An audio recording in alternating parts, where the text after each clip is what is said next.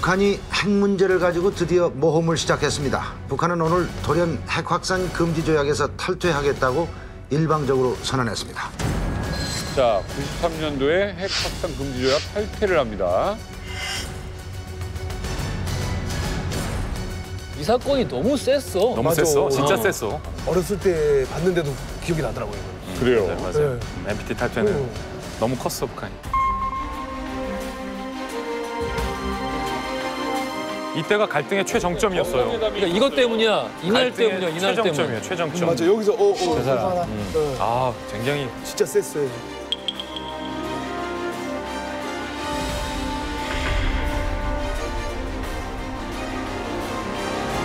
여기서 서울이 멀지 않습니다. 전쟁이 일어나면은 불바다가 되고 말아요. 불바다가 되고 말아요. 와. 그러니까 이런 식으로 해. 협박이잖아, 협박. 불바다가 되고 말아요. 아니 지금 성 선생도 아마 살아나기 어려울 게예요. 아니 다만 그걸 말이라고 합니까? 그렇기 때문에 아니 이에 대해서 그럼 우리가 가만히 있을 것 같아요? 글쎄 어? 이렇게 여기에 대해서 아니 지금 이 여자서 지금 심사숙고를 해야 된다. 전쟁 선언하는 겁니까?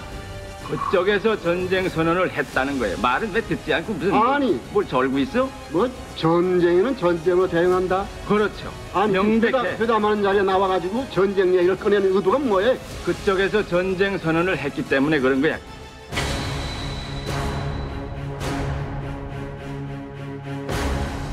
남선이 미국을 부추겨가지고서 전쟁을 일으키도록 하게 하면은 누구보다 더 먼저 녹아나는 것이 남부선이라는 것을 그들이 알아야 합니다. 북한의 이 같은 강경 발언은 핵 문제 해결에 초점을 흐리게 하면서 미국과의 협상을 겨냥하거나 시간을 벌면서 실제로는 핵 개발을 하려는 의도로 분석되고 있습니다. 나라 전체가 북한 핵 문제로 고심하고 있는 시점에 사재기 소동이 벌어졌기 때문입니다. 쌀과 라면 등 음식은 물론 우탄가스 등도 내놓기가 무섭게 팔려나갑니다. 지금 40박스 좀 전에 들었는데 다 나갔어요. 평상시에 뭐 한 6, 7대? 빨리 사놓으라고.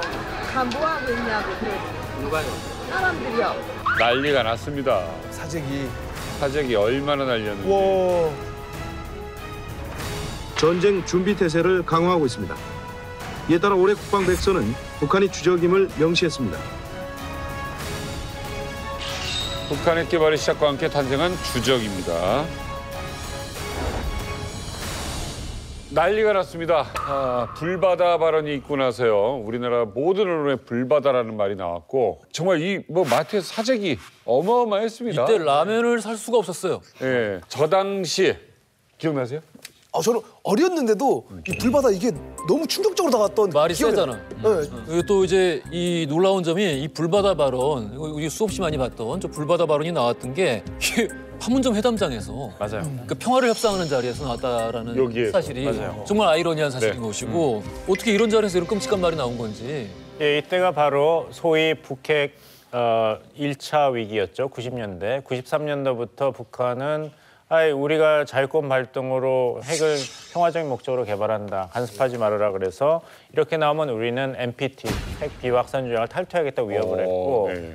또 우리는 이제 남북 비핵화 선언을 남북 기본 합의서 채택할 때 같이 했기 때문에 네. 그 전문을 보면은 남과 북은 통일을 지향하는 과정에서 잠정적으로 형성되는 특수관계라는 것을 인정하고 평화 통일을 성취하기 위한 공동의 노력에 경주할 것에 합의를 해요. 그러니까 주적일 수도 있지만 동시에 평화 통일을 같이 추구하는 파트너인 거예요. 그리고 한반도 비핵화에는 남북이 같이 협력해야 되지 않는가 이런 메시지를 우리가 이제 8차 남북 고위급 회담에서 북한에 이야기하려고 그랬는데 거기서 서울 불바다 발언이 나옵니다.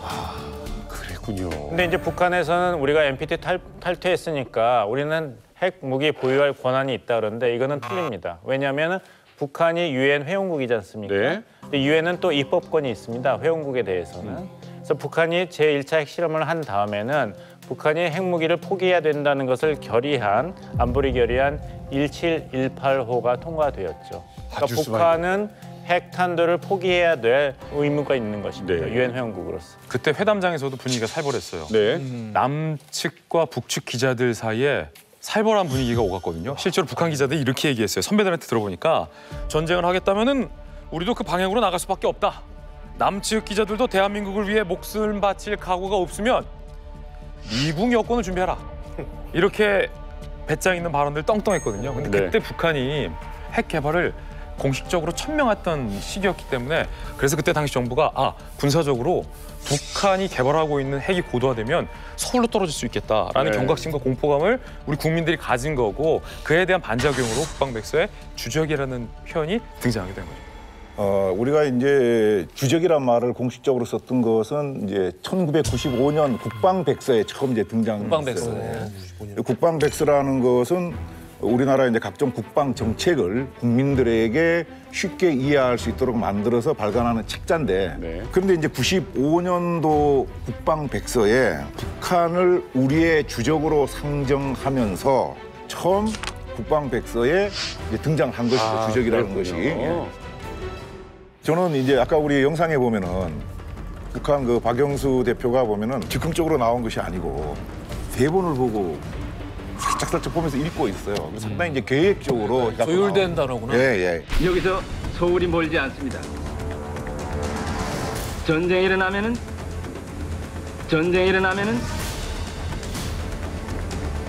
불바다가 되고 말아요. 저는 이제 그렇게 생각을 하고 저 당시 저는 이제 뭐 소령이었는데 이제 육군 본부에 이제 근무를 하고 있었어요.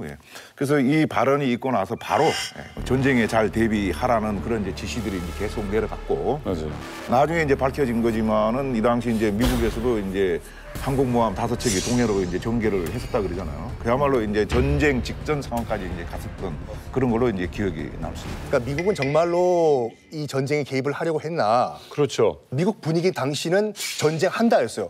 일단 어떤 전쟁이 벌어진다 그러면은 제일 먼저 누가 빠져나오냐면 주재원들이 빠져나와요. 외교관들하고 가족들. 딱 그때 94년도에 상사 주재원들이 다 미국으로 본국으로 귀환. 그다음에 외교관 가족들 다 돌아오고 이런 식으로. 그리고 그 94년도가 제가 대학 딱 졸업하고 이제 대학원에 이제 입학을 할 시기였는데 지도 교수가 이런 말을 하더라고요.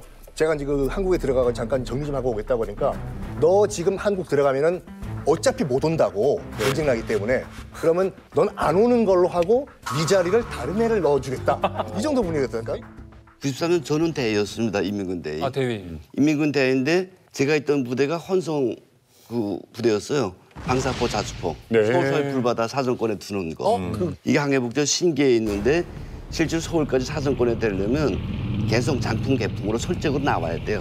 당시에. 그러니까 진지를 다 차지해서 이제 진짜 싸다면 써야 되는데 그 작업을 하는 걸 우린 전쟁난 들었어요. 진짜로. 북한 전군 준전시 태세인데 이게 그냥 평소의 준전시 태세가 아니라 최고사령부 작전 장교들이 딱 군단마다 내려와 있었어요. 날 따라 앞으로 자수포가 쫙 가는데 그렇게 나간 애들이 지금도 기억이 생생한데 42일 동안 갱도 생활했어요. 세수도 못하고. 갱도에 딱 가서 진짜 전쟁이 일어난다고. 내가 이때 현직 기자였어요. 북에서, 평양에서.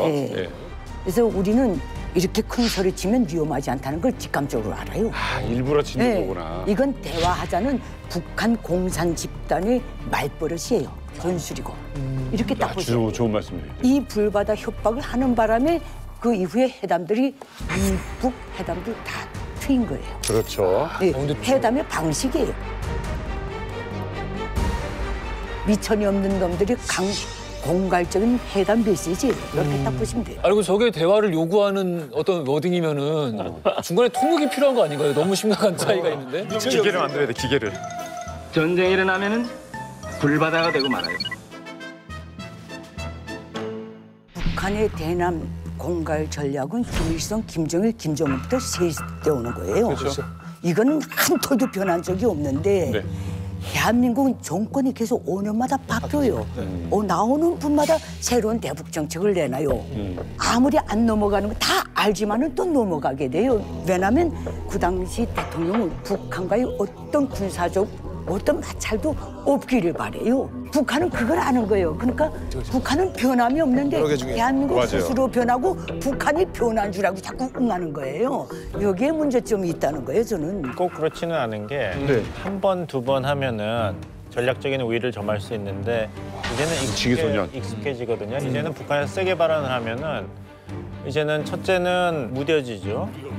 너무 많이 들으니까. 두 번째는 이렇게 이야기할 때는 말씀하신 대로 뭔가 바라는 게 있을 것이다. 그쪽에 이제 초점을 맞춰서 분석을 하고 그게 대부분 맞죠. 군사 무력으로 보장이 된다면 이게 계속 효과적인 전략이 될 수 있지만 계속 보다 보면은 말은 말이고 이걸 뒷받침하는 군사력이 없다는 것이 드러나면은 이거는 공갈이다.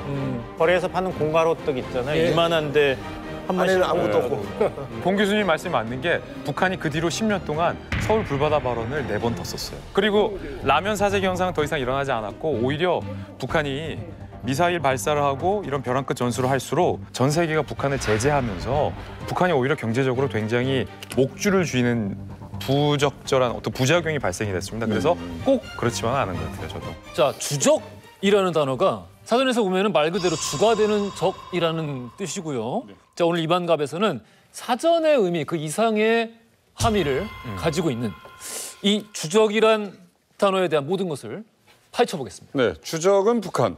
자, 그러면 주적이라는 개념은 한반도에만 있는가? 그렇다면 북한 역시 우리나라를 주적으로 생각하고 있는가? 사실 의미만 보면 주가 되는 적. 뭐 그렇게 크게 문제될 것 같지는 않은데 장군님 이게 주적이라는 이 단어 하나로 달라지는 게 좀 있나요? 우리가 이제 제한된 국방 예산을 갖고 어떻게 효과적으로 쓸 것인가 이걸 이제 고민해봐야 된단 말이에요. 네. 그러면은 우리가 이제 적을 누구로 할 것이냐 정해놔야 군사력을 어떻게 만들어갖고 어떻게 훈련시킬 것인가 이게 답이 나오는 거거든요. 그 평상시 이제 작전 계획이라는 것도 만들고 그렇지 않으면은 위험하는 단체는 다 적이다 이렇게 하면은 너무 많이. 예, 러시아, 중국, 일본, IS 뭐 등등등 해갖고 그러면 도대체 우리가 누구를 대상으로 해서 훈련을 해야 되는가? 월요일은 중국, 화요일은 일본. 이렇게 할 수가 없잖아요. 그렇죠. 그러다 보니까 이제 우리가 누군가 적을 정해놔야 밖에 뭐 통일, 외교 이런 거 하는 분들은 모르지만은 군인들은 훈련하려 그러면은 목표가 있어야 된다는 거죠. 그렇죠. 대응 사격, 뭐 대응 작전. 그러니까 주적을 그렇게 생각을 하면 되는데 그것을 국민 전체가 야, 왜 주적이 필요한 거야? 이렇게 하면 안 된다는 것이죠. 하지만 전쟁은 억제하고 피하는 게 제일 좋죠. 네. 어떤 경우에서. 그럼요. 우리나라는 헌법상으로 또 남북 간의 합의에 의해서도 점진적으로 평화 통일로 향하는 파트너라는 면이 있기 때문에 적이라고 부르면서 파트너다? 이건 양립을 할 수가 없는 것이거든요. 이건 양립을 할 수가 없는 것이거든요.